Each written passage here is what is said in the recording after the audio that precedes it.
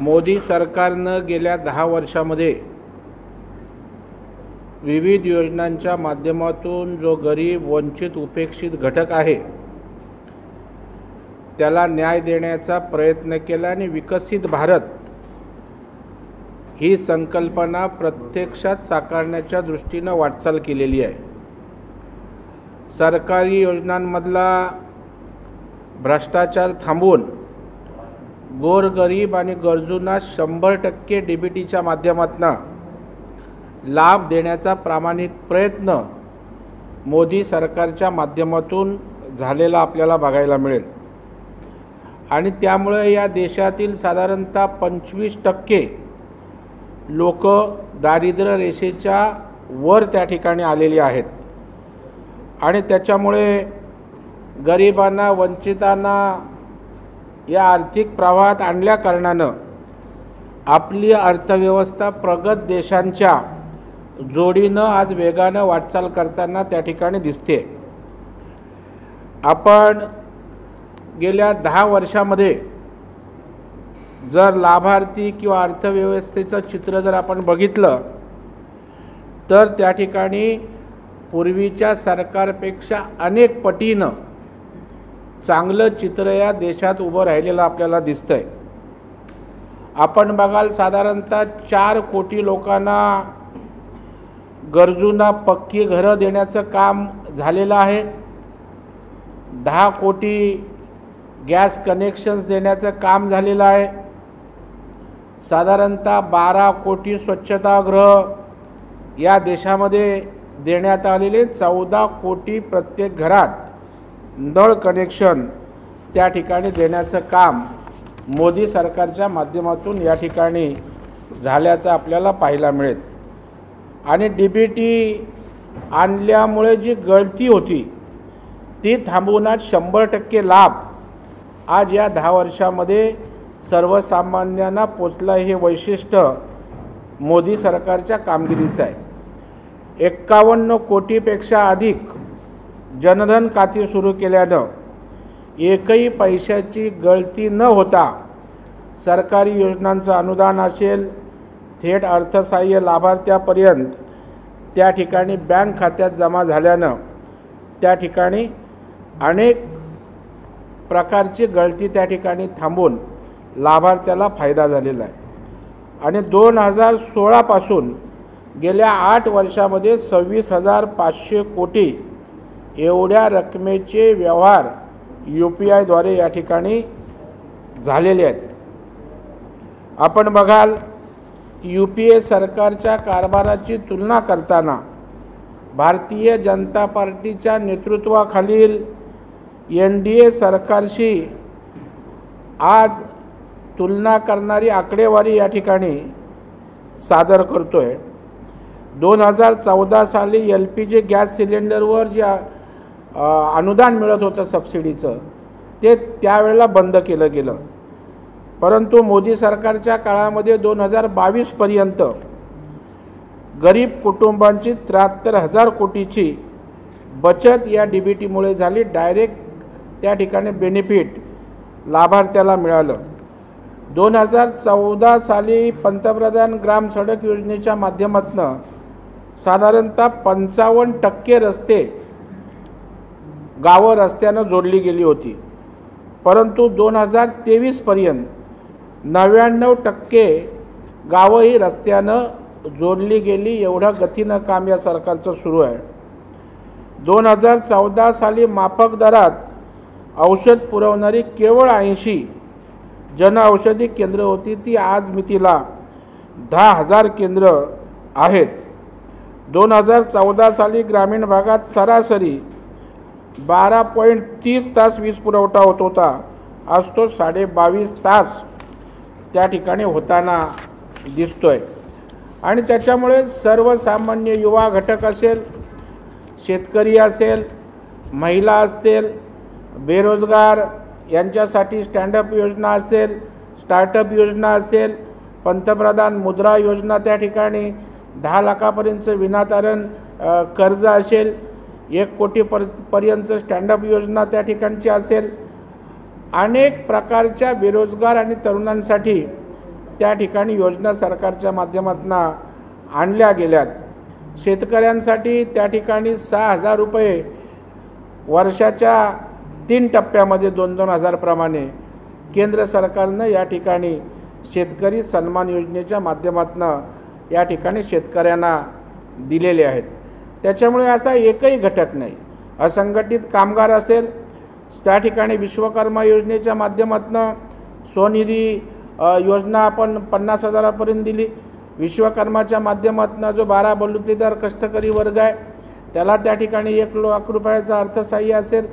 म्हणजे समाजातला एकही घटक ना योजनांनी लाभापासून वंचित आहे किंवा विकासापासून वंचित आहे याची काळजी केंद्र सरकारनं मोदी सरकारनं या ठिकाणी घेतले आणि निश्चितपणे विकसित भारताची संकल्पना घेऊन आज या योजना पुढे आल्या आहेत आणि येणाऱ्या काळामध्ये येणाऱ्या 5 वर्षामध्ये ह्या योजना राहिलेल्या जे घटक आहेत किंवा जो विकासाचा भाग राहिलेला आहे तोही येणाऱ्या मोदी सरकारच्या कालावधीमध्ये निश्चितपणे त्या ठिकाणी पूर्ण होऊन विकसित भारताचं स्वप्न खऱ्या अर्थानं साकार होऊ शकतं. भाऊ, महायुती उमेदवार देताना धनगर पंधर आणि माळी समाजाचे उमेदवार देताना पाहायला मिळते. जानकरांनी पंकजा मुंडेंना उमेदवार दिल्या त्यानंतर आता छगन भुजबळांना देखील उमेदवार देतील. मला वाटतं भारतीय जनता पार्टी उमेदवारी देत असताना जातीपातीच्या आधारे त्या ठिकाणी उमेदवारी देत नसते. परंतु या ठिकाणी चांगला उमेदवार, निवडून येणारा उमेदवार आणि लोकप्रिय असणारा उमेदवार या ठिकाणी दिला जातो. पंकजाताईंची जात म्हणून उमेदवारी दिलेली नाही, जानकरांची जात म्हणून उमेदवारी दिली नाही, तर जानकर हे उपेक्षित समाजासाठी, धनगर समाजासाठी मोठ्या प्रमाणावर काम करतात. पंकजाताई सर्वसामान्यांसाठी त्या ठिकाणी काम करतात. भुजबळसाहेब ओबीसी समाजाचं नेतृत्व म्हणून त्या ठिकाणी त्या पक्षाच्या माध्यमातून त्यांच्या समता परिषदेच्या माध्यमातून काम करतात आणि जे गोरगरिबांसाठी उपेक्षितांसाठी काम करतात अशा नेत्यांना बघून उमेदवाऱ्या दिलेल्या आहेत. जातीपातीमध्ये भारतीय जनता पार्टी कधीच उमेदवाऱ्या वाटत नाही. तशा प्रकारची भूमिका भारतीय जनता पार्टीची या ठिकाणी नसते. विकासाभूमिक जो उमेदवार असेल, जे नेतृत्व असेल त्याला प्राधान्य देण्याची भूमिका भारतीय जनता पार्टीची असते.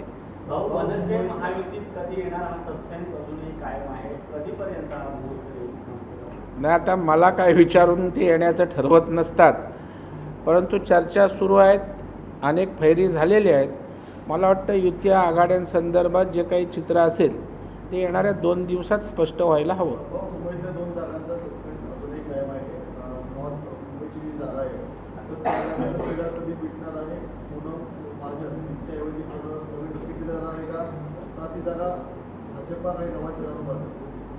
नाही, मला वाटतं अजूनपर्यंत यावर निर्णय झालेला नाही.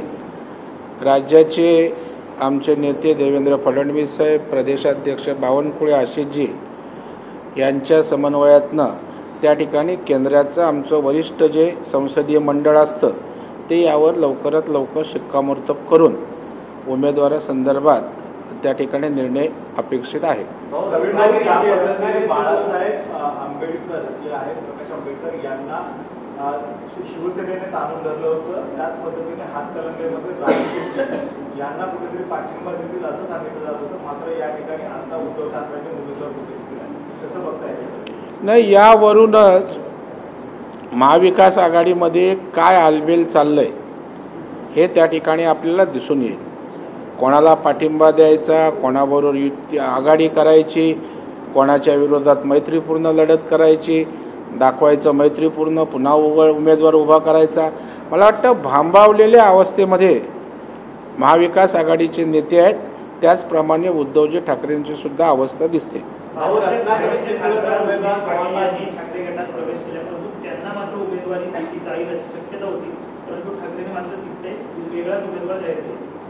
झाला का उमेदवार जाहीर?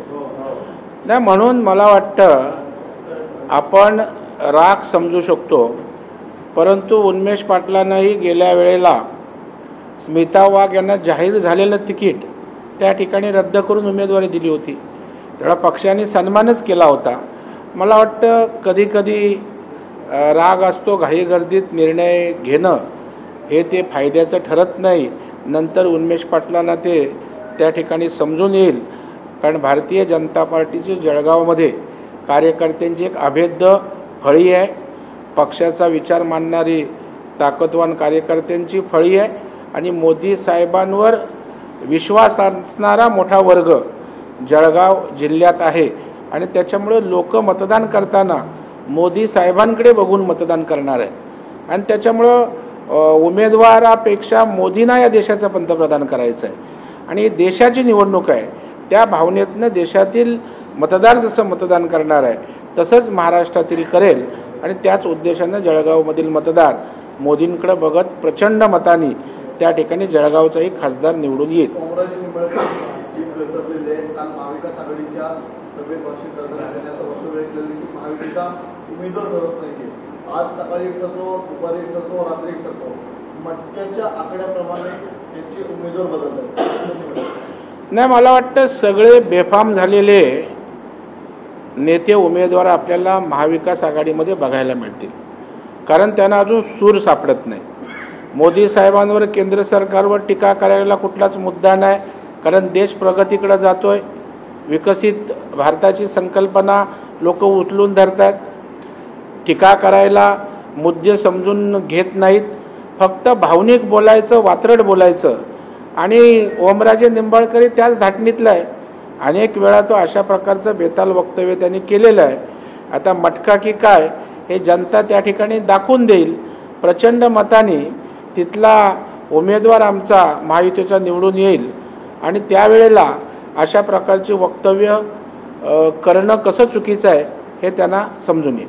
बच्चू कडूने उमेदवारी दिलेली आहे. बच्चू कडूने आज त्यांचा फॉर्म देखील भरलेला पाहायला मिळतोय. त्या उमेदवारांसाठी महायुतीमध्ये अलबेल नाही असं देखील म्हटलं जात आहे. नाही, आता महायुतीत अलबेल आहे की नाही महाराष्ट्र पाहतोय.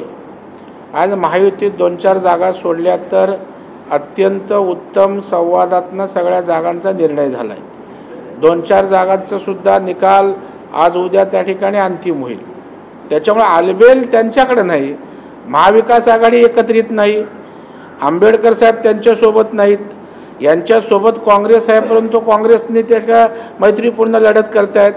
राजू शेट्टीच्या इथे एकीकडे राजू शेट्टीला सपोर्ट सांगायचा, दुसरीकडे उमेदवार टाकतायत. त्याच्यामुळे आलबेल नाही ते महाविकास आघाडीमध्ये.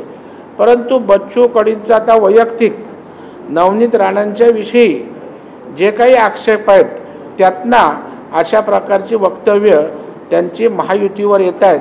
परंतु महायुतीत सगळं आलबेल आहे, सुसंवाद नीट आहे आणि येणाऱ्या निवडणुकीमध्ये हे आपल्याला पूर्णपणे दिसून येईल. रत्नागिरी सिंधुदुर्ग लोकसभेचा तिढा जवळपास सुटलेला आपल्याला पाहायला मिळतोय. किरण सामंत यांनी सकाळी फेसबुक पोस्ट केली की मोदींना निवडून आणण्यासाठी आपण माघार घेतली. नंतर त्यांनी फेसबुक पेज डिलीट केली असली तर देखील आता नारायण राणे निश्चित मानली जाते. आपण एक यावरून लक्षात येईल की सगळे उमेदवार इच्छुक असू शकतात, परंतु मोदी साहेब या देशाचे पंतप्रधान होण्यासाठी आपल्या भूमिकेनं त्यात अडसर येऊ नये अशी समंजसपणाची भूमिका महायुतीतले सगळे इच्छुक उमेदवार नेते घेताना दिसत आहेत आणि तशाच प्रकारची सामंजस्यपणाची भूमिका या ठिकाणी किरण सामंत यांनी घेतले. त्यांचं मी अभिनंदन करतो. कारण त्यांचे बंधू या राज्याचे महत्त्वाचे कॅबिनेट मंत्री आहेत, महायुतीतले घटक पक्षाचे एक महत्त्वाचे नेते आहेत आणि जेव्हा एखादा नेता महत्त्वाची भूमिका महायुतीत पक्षात करत असतो त्यावेळेला त्यांच्या घरातल्या बंधूंना अशा प्रकारची भूमिका घेणं हे त्या ठिकाणी निश्चितच त्या नेत्यासाठी सुद्धा त्यांची प्रतिष्ठा वाढवणारं ठरतं.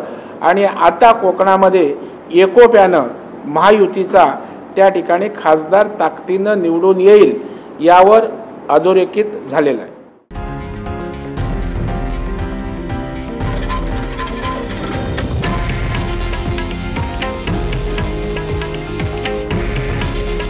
हे आहे देशातील नंबर 1 न्यूज नेटवर्क आणि आपण पाहत आहात TV9 मराठी. काळजी तुमची, हित महाराष्ट्राचं.